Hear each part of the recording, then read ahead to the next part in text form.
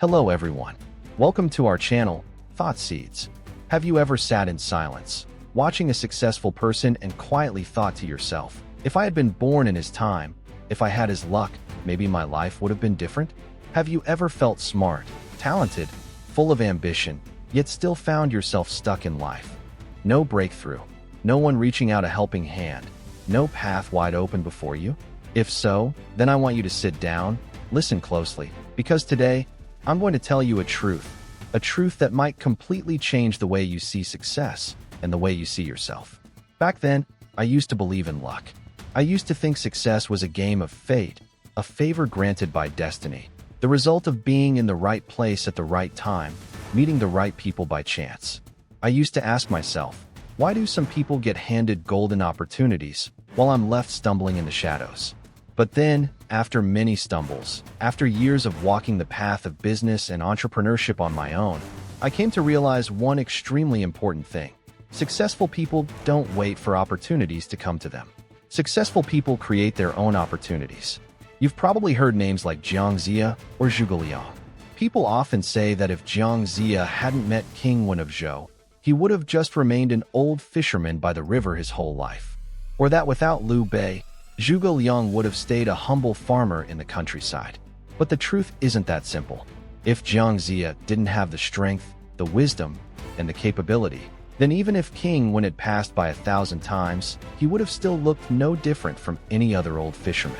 If Zhuge Liang didn't possess real talent, would Liu Bei have visited him 3 times, waited patiently for someone with no reputation? Talented people never sit around blaming fate. They don't wait for fortune to come knocking. They sharpen themselves every single day. They build their own skills, they craft their own value, and they shine so brightly that even if opportunity isn't handed to them, they can forge it on their own. That is the core difference between those who succeed and those who fail. One lights the path to their goals through ability, the other sits around dreaming about chances that never came. So now you ask, how do you create your own opportunity? How does someone start from zero, from nothing, and still begin their own journey? How do you stop waiting for luck and start holding your destiny in your own hands? That is exactly what I'm going to share with you today.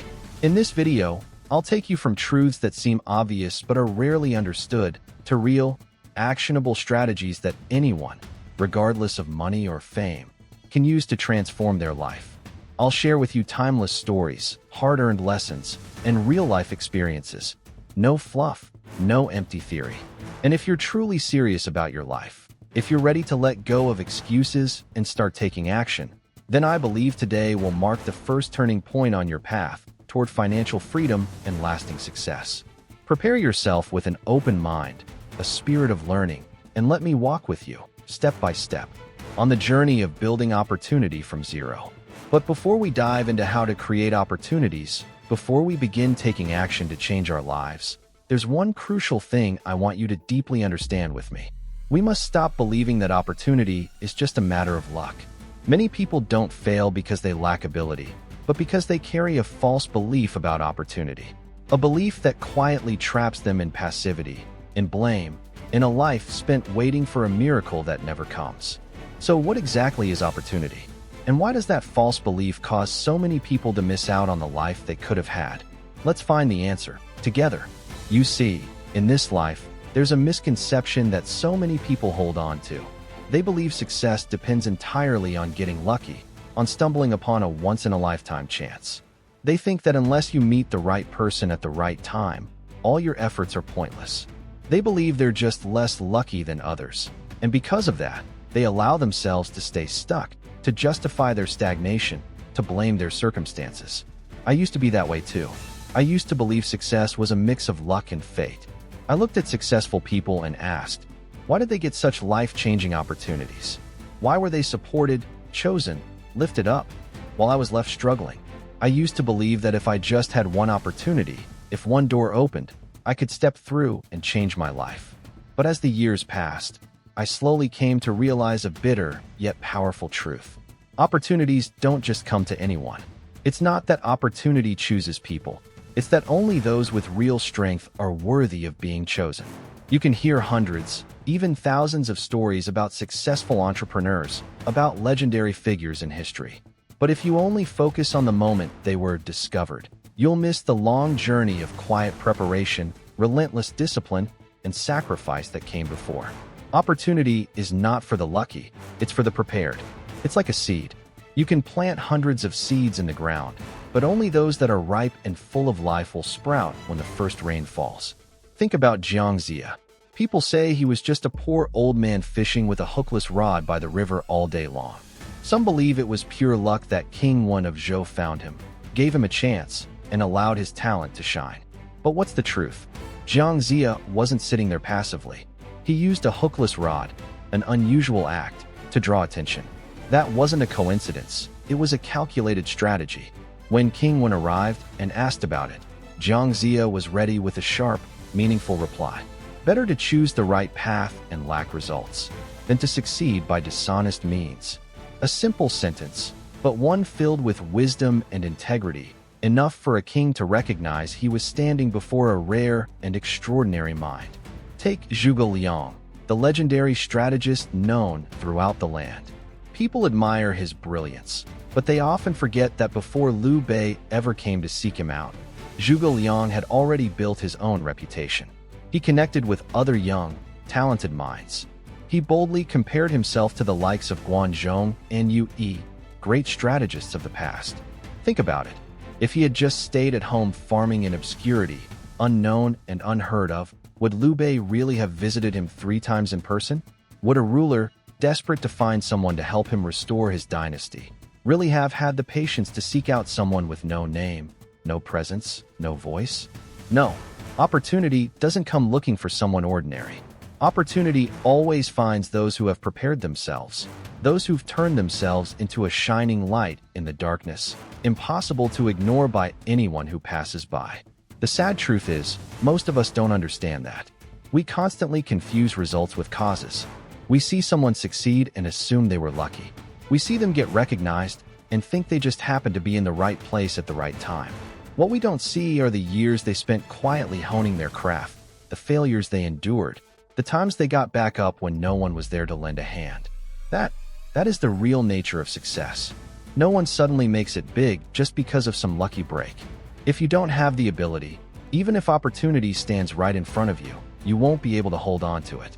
If you're not ready, even if an opportunity lifts you high, it'll only drop you harder when you fall. That's why truly capable people never wait for opportunity. They take action every single day. They accumulate experience. They build resilience, bit by bit, so that when opportunity suddenly appears, all they have to do is reach out and grab it. They don't complain about fate. They don't whine about circumstances. They understand one simple rule in this game. Only those who are best prepared earn the right to step onto the stage. My friend, if right now you feel like you have no opportunities, then ask yourself, are you truly good enough yet? Have you done anything that makes someone take notice of you? Have you built a skill set so valuable that even without help, you could carve your own path? If the answer is no, then don't waste time complaining.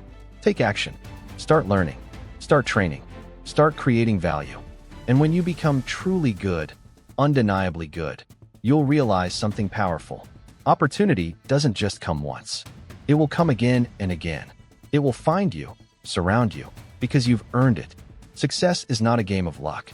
It's a reward reserved for those who dare to prepare, who dare to face hardship, who dare to persist to the very end, without blaming fate.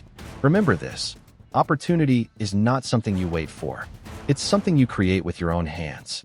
So instead of sitting around waiting for some miracle to happen, what we need to do is act. But how do we act? How can an ordinary person create their own opportunities and slowly transform their life? Right now, I'm going to share with you real, practical principles and methods, things that anyone, no matter their starting point, can apply. Let's dive deeper into this journey together.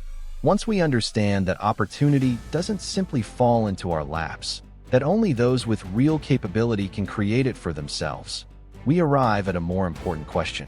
How do we actually create opportunity in life? Because I believe that recognizing the problem is only the first step. What truly changes your life isn't awareness. It's the specific actions you take every single day. And to act effectively, you need to understand the principles that have stood the test of time. First, remember this. Every opportunity in life stems from two things: real ability and visibility in the market. You might be incredibly talented, equipped with skills that everyone needs, but if no one knows you exist, then no one can offer you an opportunity. Just like a diamond buried underground, no matter how precious it is, it can't shine if it's never found. The first secret to creating opportunity is this: you must take initiative to make yourself visible. You have to let others know you exist. Let them see your value. That doesn't mean shamelessly promoting yourself or doing anything cringeworthy, but you must show up. You must make people feel your presence. Look at how Jiang Ziya marketed himself, with a hookless fishing rod. Look at how Zhuge Liang built his reputation, how songs and praises about him spread before he ever met Liu Bei. They didn't sit back and wait. They acted. They did something to make the world take notice. Today, creating visibility is easier than ever. You can use social media, build a personal brand, join communities related to your field. You can share your knowledge, help others, create value before asking for anything in return. When you consistently show up in front of people as someone who brings value, you gradually carve out a space in their minds. And when the right moment comes, you'll be the first person they think of. The second secret to creating opportunity is this: learn how to tell your story. In today's world, the most successful person isn't the one with the best product, but the one who tells the best story about their product and about themselves. It's the story that touches hearts, that creates connection, not dry facts or flashy numbers. Don't just say you're talented. Don't just say you're good at what you do. Tell people about the journey you've been through. Tell them about the challenges you've overcome, the reason why you do what you do. A story that's sincere and meaningful carries far more power than 1,000 self-promotions. Remember this well: people don't buy products. They buy emotion. People don't hire the most talented person. They hire the person they trust the most. The next key is this: create value first. Don't ask first. Don't rush to expect someone to give you an opportunity just because you need one. Life doesn't work on sympathy. Focus instead on giving value first.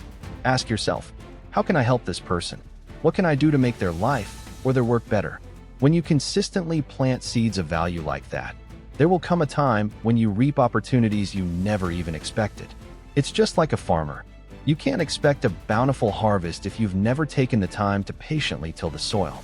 Opportunity is the natural result of having sown enough good seeds into the world. Another powerful principle I want to share with you is this: step into environments where opportunity exists. You can't create opportunity if you always stay in your comfort zone, circling the same old relationships, stuck in the same old routines. Step outside. Attend events, workshops, networking gatherings that align with the path you're trying to pursue. Expand your network intentionally. Don't connect with people just for fun. Connect with those who can grow with you, learn with you, and elevate one another. Because at the end of the day, opportunity isn't just some abstract concept. In most cases, opportunity is a person who sees you, believes in you, and decides to give you a shot. But before that person appears, you have to step into the light, so they even have a chance to see you. And finally, the most important thing of all, be relentless in building real ability. Nothing can replace true competence. You can polish your image, you can tell captivating stories, but if you don't have real skills behind it all, sooner or later, people will see through it. And the opportunities you gain through appearances will disappear like bubbles in the wind. Real ability is the solid foundation that turns the opportunities you create into lasting success. Remember this: in the long game of life, the winner isn't the one who moves the fastest. It's the one who moves in the right direction and refuses to give up. My friend, once you begin acting on these principles, you'll notice that the world around you slowly starts to shift. Small opportunities will begin to appear. New doors will begin to open. But in order to truly seize those opportunities and turn them into real, lasting success, there's still one more essential skill you need. A skill every successful person has mastered: the skill of selling and marketing. Because no matter how many opportunities come your way, if you don't know how to connect your value to others, if you don't know how to deliver your solution to the right person at the right time, then those opportunities will still slip right through your fingers. So what exactly is selling and marketing? How do you sell without begging? How do you market without exaggerating? How do you turn your value into something people actively seek out? Let's dive into the next section: the core principles of selling and marketing. Once we understand that opportunity must be created, and that real ability and visibility are the two core ingredients, there's one more truth that anyone striving for success must grasp: the true principle of selling and marketing. For many people, the words sales and marketing trigger discomfort. We often picture salespeople and marketers as folks knocking on doors, making endless cold calls, doing everything they can to pressure someone into buying their product. We imagine flashy pitches, forced conversations, gimmicky persuasion tactics. And because of these images, many people, especially those with genuinely good products or real ability, feel hesitant about selling or promoting themselves. They're afraid of being lumped in with the pushy types. They're afraid of seeming insincere or self-important. They worry that putting themselves out there might somehow cheapen the true value of what they offer. But here's the truth: selling and marketing are not shameful. When done the right way, they are an art.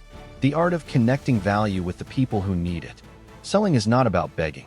It's not about pressuring. Marketing is not about exaggerating. It's not about deception. We need to understand that good marketing is simply making the real value of your product or yourself known to more people. And good selling is helping others recognize the value they'll gain by working with you, by walking alongside you. True selling, at its very core, is service. We provide real solutions to real problems. We help people get closer to what they truly want. And in return, we're rightfully compensated for the value we bring. If you feel hesitant about selling your product, maybe it's because you don't fully believe in its value yet. If you feel awkward marketing yourself, it could be that you're not completely convinced that you can make a difference for others. And if that's the case, then before diving into sales and marketing techniques, you need to return to the foundation. Do you truly have something of value for others? Once you're absolutely confident that your product, service, or even you as a person can deliver real value, then marketing and selling won't feel like a burden anymore. It will become something natural, sincere, a simple act of sharing. Think about Apple.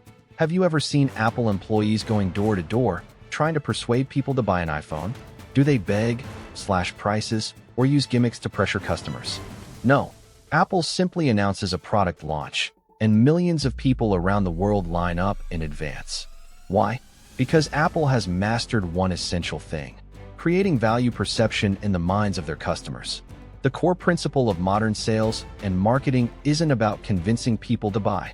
It's about creating a clear perception of value in their minds. When that value is understood, customers come to you. When they want what you offer, selling is no longer a battle. It becomes a collaboration. And to build that kind of perception, you need to show up in front of your audience the right way, consistently, and with value. Marketing isn't about making someone buy immediately. Marketing is about planting a seed in their mind, so that at the right moment, when the need arises, you're the first name they think of. Which brings us to another crucial principle: timing determines buying behavior. Throughout their lives, customers have countless needs. Some are present needs, others are future needs. There are things they need right now, and things they'll need someday. The job of marketing is to be there at the right time, in the right place, and in the right way, so that when that need arises, the customer knows you are the best person to fulfill it. To do that, you can't just show up once and disappear. You have to consistently build your presence in the customer's mind. It's like every time you see the Coca-Cola logo on ads, on billboards, in the store, a tiny imprint is left in your memory. And one hot day, when you feel thirsty, Coca-Cola is the first thing that pops into your mind. That is the power of consistent marketing. So how do you apply this in real life? You don't need $1 million ad budget to be everywhere. You just need to keep showing up in the places where your ideal customers already are. Regularly share value through posts, videos, workshops, events, and social media. You need to become a familiar part of your customers' world. You need to be the person they trust, even before they need you. And here's another essential principle: value must come before the sale. Don't try to make a sale the first time you meet someone. Don't rush into pitching your product or service before the customer is ready. Take time to understand them. Ask about their struggles, their dreams, their real concerns. Listen more than you speak, and share value before you even mention a sale. When you create real value within that relationship, customers will naturally become curious about you, about what you offer. And when that happens, selling is no longer pressure. It becomes voluntary. In today's world, customers are smarter than ever. They're no longer easily swayed by flashy marketing tricks. They want real relationships, real value. And your mission, if you want to succeed in sales and marketing, is to become the person who truly delivers that value. Finally, one of the most critical principles in sales and marketing is this: trust determines transactions. People only buy from those they trust. They only sign contracts with those who make them feel safe. And to build trust, there is no shortcut, only sincerity, consistency, and credibility. Every promise you make, you must keep. Every agreement you enter, you must honor. Every value you promote, you must truly deliver. Trust is built over time, through real actions, not polished words. And when you've earned that trust, opportunities will open up again and again. Customers won't just buy from you, they'll recommend you. They won't just be clients, they'll become partners, voluntary brand ambassadors for what you offer. You see, once you truly understand what sales and marketing are about, once you realize your role is to plant value, build awareness, and earn trust, business becomes more natural, more genuine, and far easier. But understanding the principles alone isn't enough. The bigger question is this: if you're just an ordinary person with no major resources, no big reputation, how can you create demand? How can you gradually make the market and your potential customers notice and desire the value you bring? The answer is, anyone can create demand, if they know how. And right now, I'm going to share with you some practical, simple, yet incredibly powerful methods, so that even an ordinary person can build demand from zero, without waiting for luck or needing huge resources. Let's continue this journey in the next part. Once you understand the core principles of sales and marketing, you'll come face to face with a bigger question. If I'm not famous, if I'm just an ordinary person, can I really create demand? The answer is absolutely. And the truth is, the greatest people, the most iconic names, they were once just ordinary individuals. They didn't start with fame. They didn't begin with a ready-made market. They began with empty hands, a passionate heart, and an unshakable belief that they could build demand from scratch. My friend, demand doesn't just appear out of nowhere. Many of the things we now see as essential, smartphones, the internet, social media, even barista-style coffee, none of these were obvious needs decades ago. They were created by people who saw a hidden potential, sparked interest in it, and then built a market around it. So the question is, how can an ordinary person create demand on their own? The first thing you need to understand is this: human needs always exist, they just haven't been awakened in the right way yet. We all have desires to be healthier, more attractive, wealthier, happier, safer, more loved. These deep human needs never disappear. They're simply waiting to be tapped into at the right time, in the right way. The classic story of becoming Bill Gates' son-in-law is a perfect example.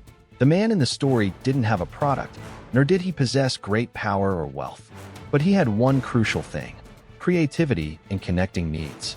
He didn't try to force something on people they didn't want. Instead, he skillfully orchestrated a situation where each side came to feel they needed the other. Bill Gates didn't need a son-in-law. The bank CEO didn't need another vice president. But through clever storytelling and positioning, demand was created.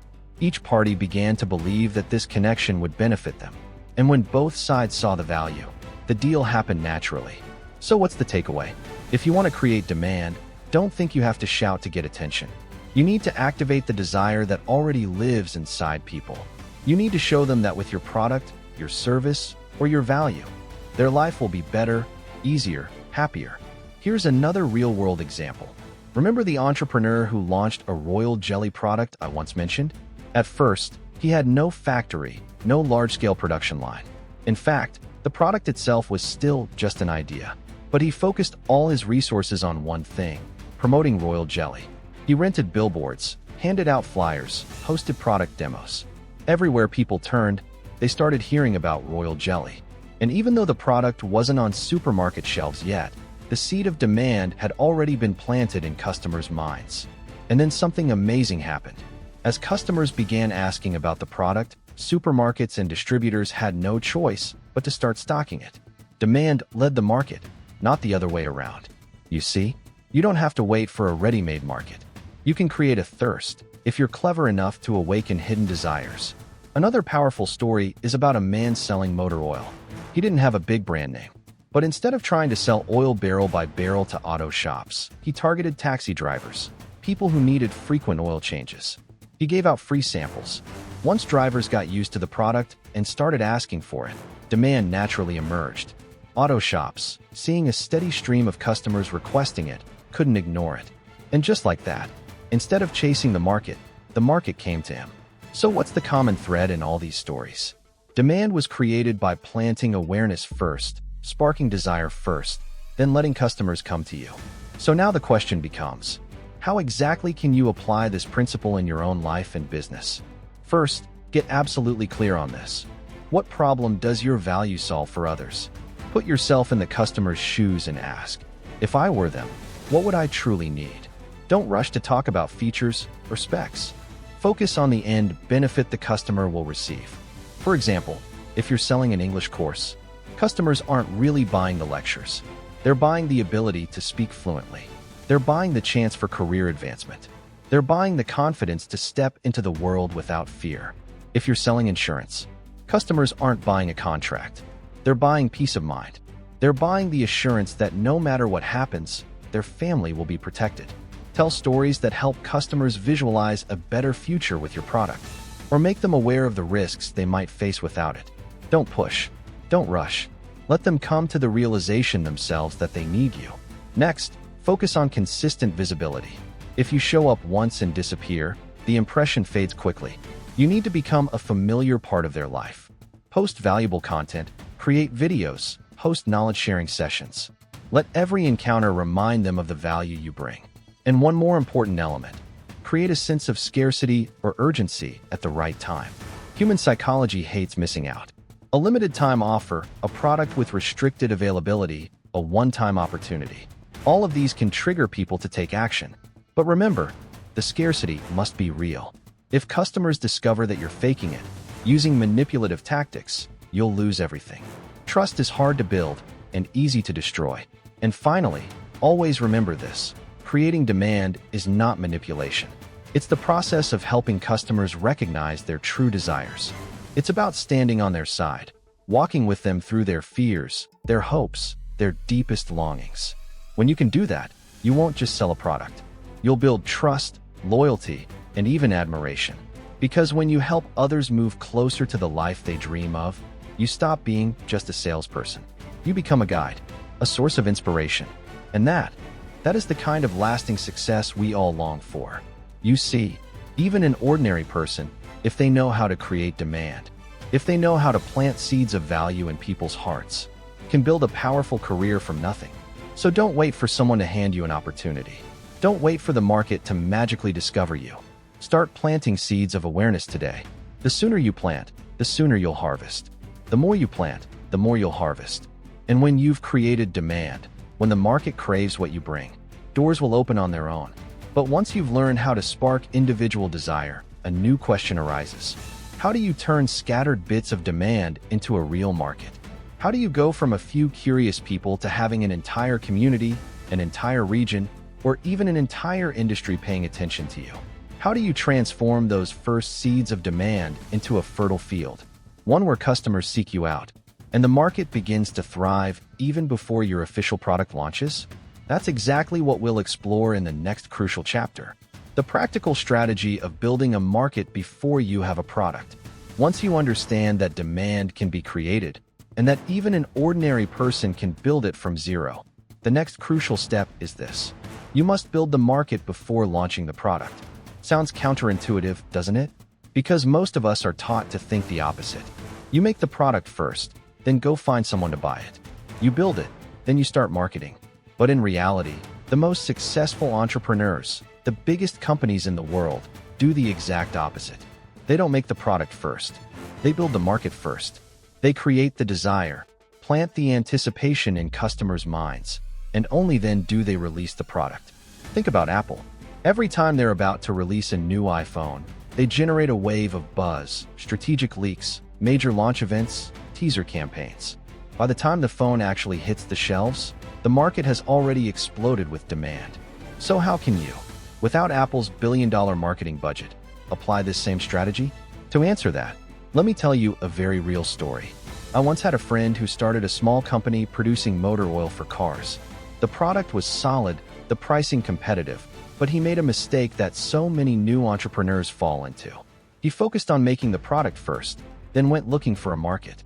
He rented a factory, imported raw materials, produced thousands of liters of motor oil, stacked them high in his warehouse. And only then did he begin organizing conferences, inviting auto garages and repair shops to check it out. And the result? Hardly anyone showed interest. No matter how good the product was, no matter how many impressive words he used, potential customers just didn't care. Why? Because they didn't need it. In their minds, this motor oil brand was a complete unknown. No brand recognition, no trust, no reason to take a risk. The market wasn't ready. And so the product, no matter how good, sat untouched in storage. After several painful failures, he finally took a step back and listened to this simple but powerful advice. Create the market first. Together, we sat down and mapped out a brand new strategy. Instead of targeting garages, we shifted our focus to a more accessible group: taxi drivers, service drivers, and app-based drivers. These were people who changed their oil frequently. Vehicle maintenance and operating costs were a constant concern for them. We found ways to connect with driver communities. We sponsored free maintenance events, handed out trial samples, and shared valuable tips on car care. We didn't try to sell anything immediately. We simply worked on building awareness, planting the seed of trust in drivers' minds. Our motor oil is reliable, long-lasting, and cost-effective. As drivers became familiar with the brand, they started asking about it. They began approaching auto shops and requesting that specific oil.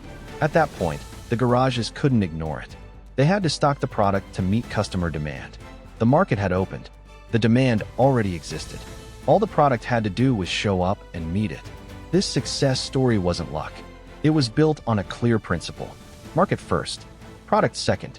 You can apply this strategy to any product or service, whether you're launching an online business, opening a cafe, or building a personal brand.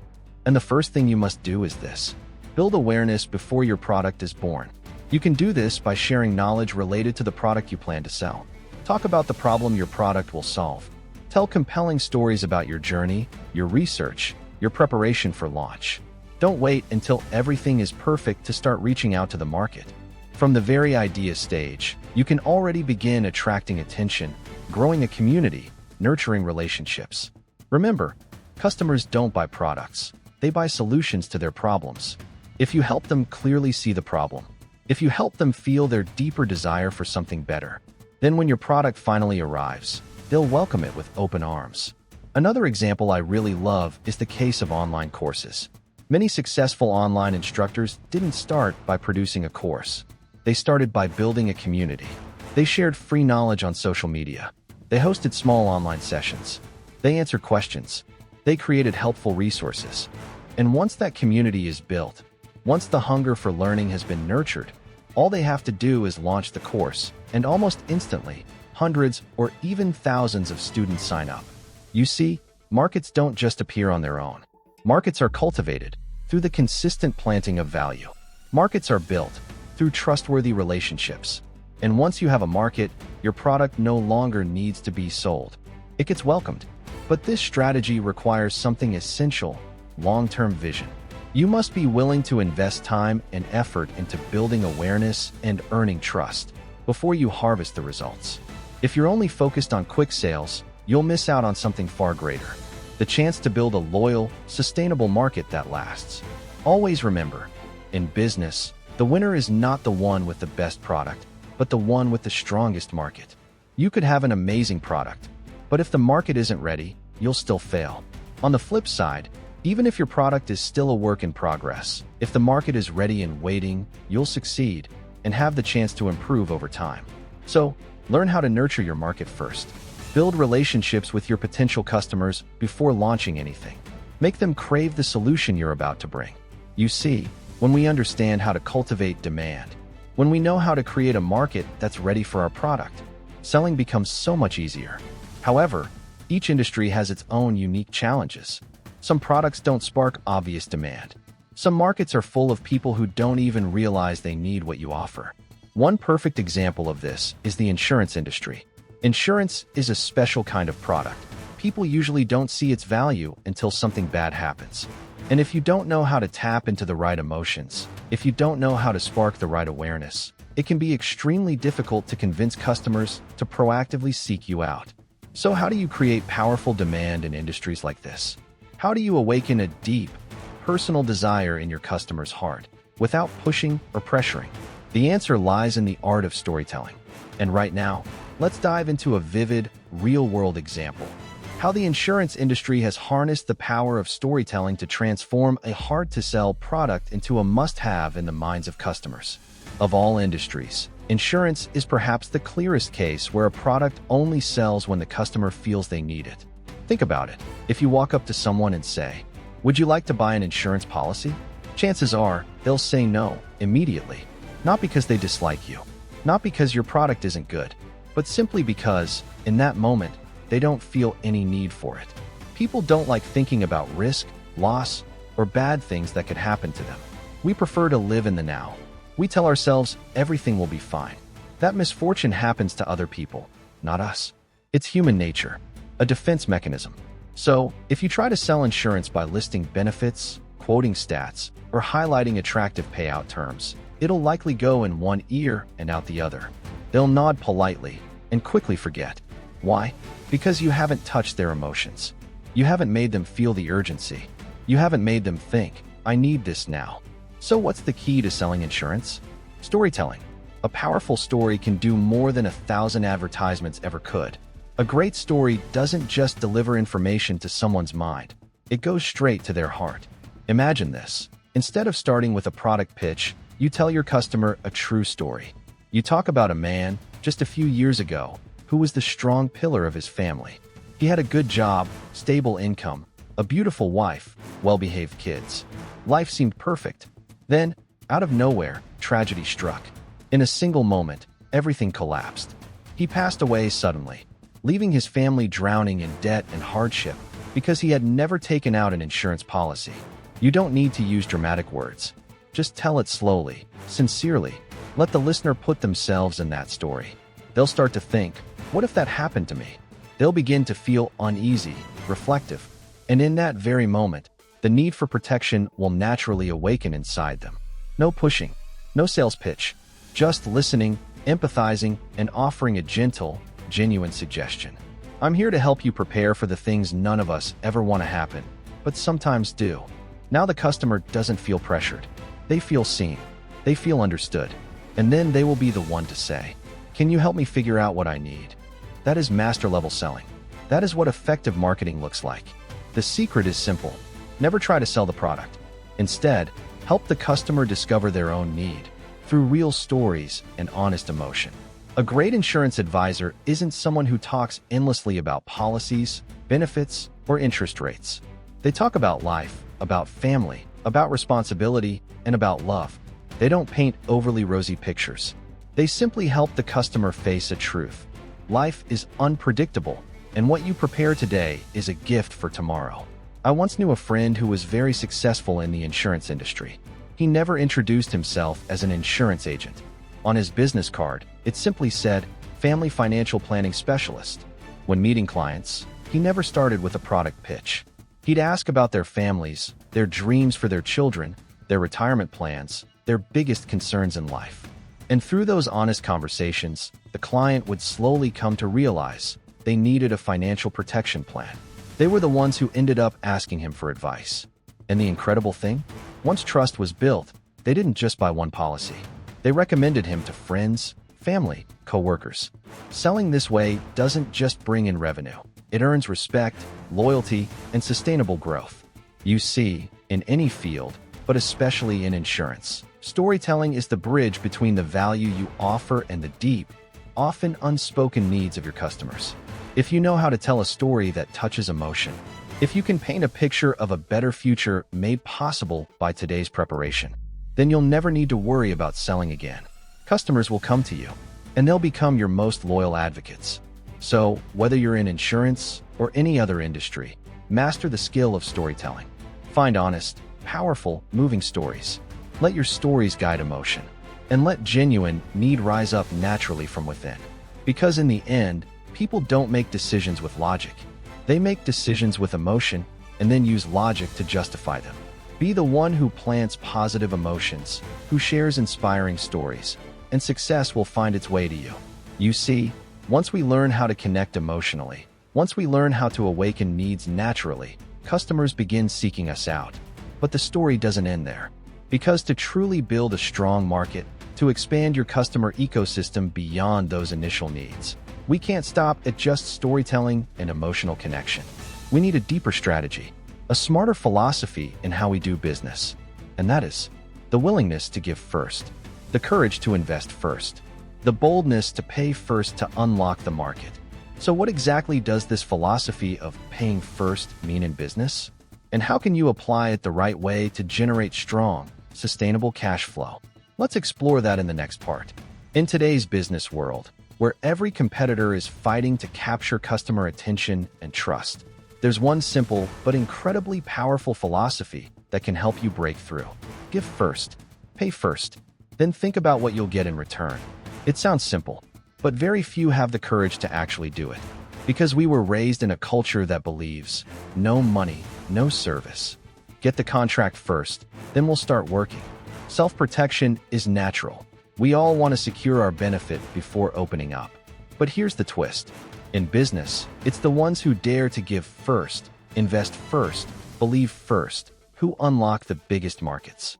Imagine you're looking for distributors to carry your product. If you walk in and ask them to purchase a large order up front, commit to sales targets, and take on all the risk, what do you think will happen? The answer? Very few, maybe none, will say yes. Because they don't know who you are. They're not sure your product will sell. And they're not about to take on risk, just so you can make money. But what if you approach them differently? What if you said, I'm willing to place my product in your store completely free for 30 days. If it sells, we both win. If it doesn't, I'll take it back. You lose nothing. What happens then? You remove the biggest fear in their mind, risk. You show them respect. You show them that you believe in your product, enough to bet on it yourself.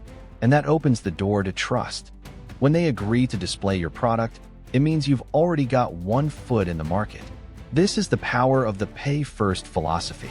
You pay first by taking on the risk. You pay first by believing in the value of what you offer. You pay first by investing in the relationship without demanding instant belief from them in return. And then, when the product starts to sell, when customers begin asking for it, when the cash flow begins to move, that relationship between you and your partner becomes far stronger than any forced contract ever could. Remember this, trust can't be forced. Trust must be earned through real action. And in business, the most powerful action you can take to build trust is this: give first. I once knew a successful entrepreneur in the real estate industry who had a very unique habit. Whenever he signed a new partnership deal, he would always pay 50% of the cost up front, even before the contract was fully executed. When I asked him why, he simply smiled and said, "Because I want my partner to know I trust them." And people, when they're trusted, usually perform far better. A simple answer, but an essential truth. The nature of cash flow in business is really just this: the circulation of trust. Money flows to where the most value is created and where the highest level of trust exists. If you want to open the flow of money, you must first open the flow of trust. If you want the market to welcome you, show the market you're willing to invest in it. Of course, giving first, paying first, doesn't mean acting blindly. You still need to choose the right people. You need to assess their potential, reputation, and ethics. But once you've made that judgment, have the courage to act with trust. Don't let fear and suspicion kill big opportunities before they even begin. Many first-time entrepreneurs hold back, gripped by the fear of small losses. They clutch every dollar. They fear giving, fear investing, fear any short-term setback. And it's that fear that keeps them stuck on the sidelines of the market.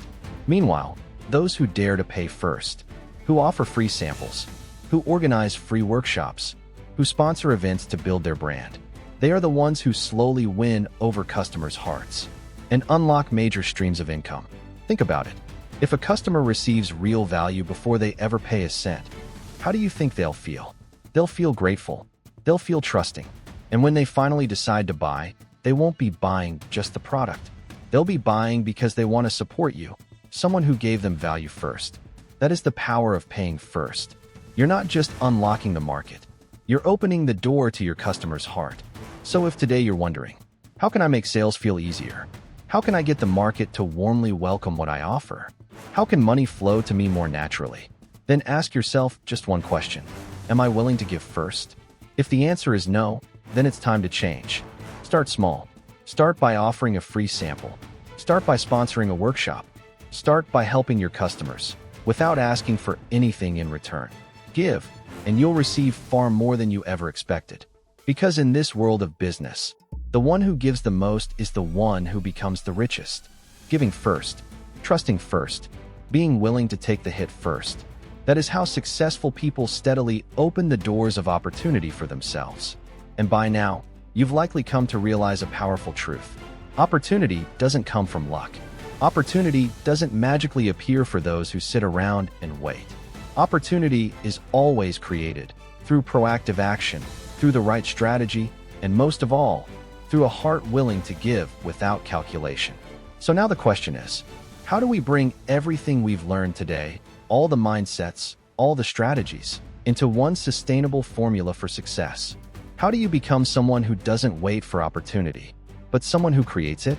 Let's take the final step together. The most important conclusion of our entire journey today. My friend, the journey we've just taken together today isn't just a collection of scattered lessons about sales, marketing, or business. It's been a journey of awakening. A journey that's helped you realize one thing. Opportunity doesn't randomly fall from the sky, and it's not some exclusive gift reserved only for the lucky few.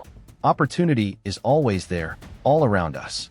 But only those who are clear-eyed, proactive, and persistent can truly see it and seize it. Successful people don't sit and wait. They don't waste time complaining about bad luck, unfair advantages, or missed timing. They take action. They prepare. They build their skills day by day. They create demand. They build markets. They cultivate trust. They deliver value. And most importantly, they understand this truth. To receive, you must be willing to give first. Give value before asking for gain. Invest in relationships before expecting returns. Plant seeds of trust before you ever expect a harvest of income. If you remember this one core principle, then no matter where you start from, no matter who you are, no matter what stage of life you're in, you can create extraordinary opportunities for yourself. No one is stopping you from succeeding. No one is stopping you from rewriting your own future. The only one who can limit your life is you, if you choose not to act. And I believe that if you've listened all the way to this point, you are not someone who sits around waiting for luck to arrive. You are someone who is ready to rise, ready to take initiative, ready to build a future of your own making. You can begin with the smallest of actions. One moment of sharing value. One decision to help someone, without expecting anything in return. One choice to invest before asking for reward. One bold step outside your comfort zone to plant a new seed in the market. As long as you start, no matter how small, doors will begin to open. New opportunities will begin to find you. And one day, not far from now, you'll look back and realize you were the one who shaped your destiny with your own hands and a heart that never stopped giving. Finally, if what I've shared today has sparked new insight in you, if it's lit a fire, stirred something deeper, then I hope you'll continue walking this path with me on this journey of personal growth and of rich, powerful thinking. Make sure to subscribe to the Thought Seeds channel and turn on the notification bell so you won't miss any of the valuable lessons I'll be sharing in the days to come. And if you found this video helpful, don't hesitate to share it with someone you care about, someone who might also be searching for a way to change their life. Because who knows, that small act of sharing today could be the very thing that plants a life-changing opportunity in someone else's path. Thank you for listening. Thank you for walking with me through this long and meaningful journey. And remember, successful people don't wait for opportunity. Successful people create it. And the next person to do that is you.